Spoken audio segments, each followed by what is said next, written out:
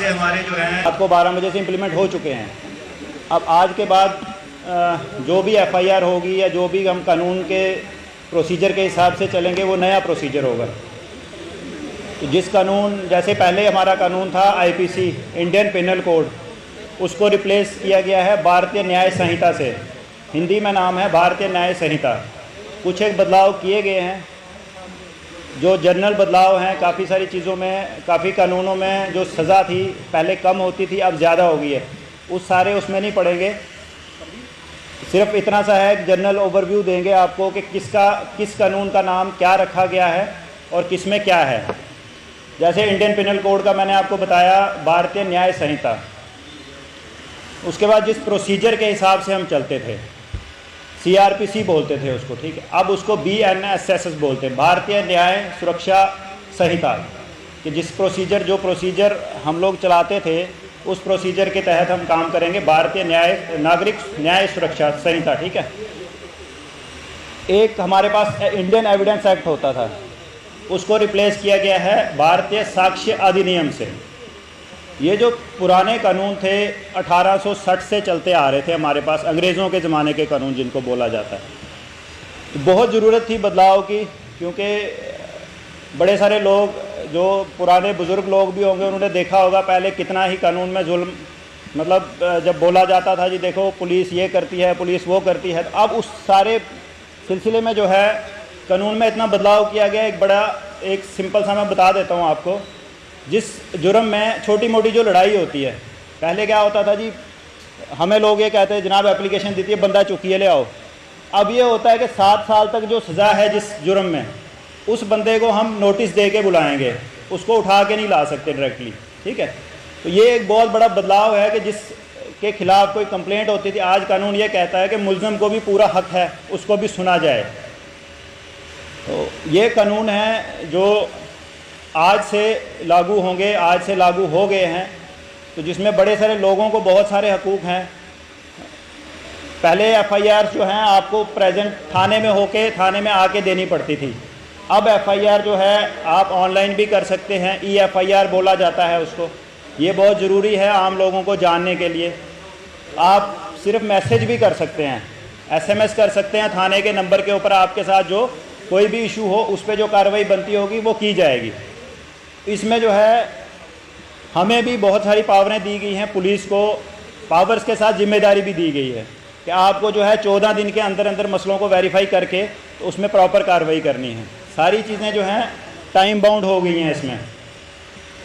जैसे 60 दिन के अंदर अंदर हमें केस को कंप्लीट करना है।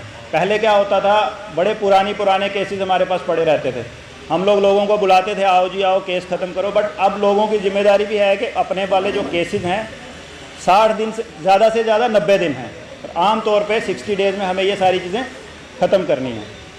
तो मैं ज़्यादा नहीं बोलूँगा। हमारे पास एक गेस्ट स्पीकर हमने बुलाए हैं, मैडम अनु डोगरा जी। तो ये हमें बताएंगे, अनु मैडम हैं एडवोकेट, ये वुमेन और चिल्ड्रन के बारे में, जो हमारा एक इम्पॉर्टेंट चैप्टर है इसमें, वुमेन और चिल्ड्रन के बारे में जो ऑफेंसेस हैं उसके बारे में आपको बताएंगे। आप एक बार सुन लें, समझ लें।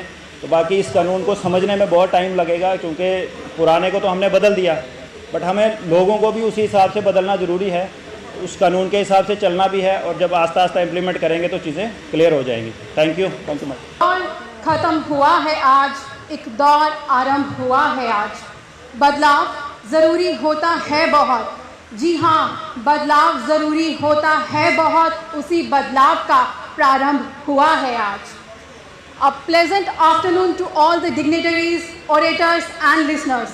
As we all know that today we all are gathered here to welcome our 3 major laws in our judiciary system. And these are Bharatiya Nyaya Sanhita, which replaced Indian Penal Code. Indian Penal Code जो था वो हमारा पहले वाला act था।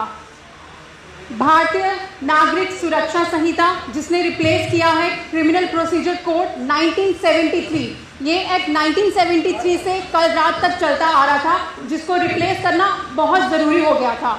और तीसरा भारतीय सुरक्षा अधिनियम, जिसने इंडियन एविडेंस एक्ट को रिप्लेस किया है। और ये वाला एक्ट भी 1872 में इम्प्लीमेंट किया था, और ये भी कल रात तक चलता आ रहा था। मैं बहुत शुक्रगुजार हूँ कि आज SHO पुलिस स्टेशन अखनूर ने यहाँ पर ये कार्यक्रम आयोजित किया है और मुझे इस कार्यक्रम का हिस्सा बनाया है।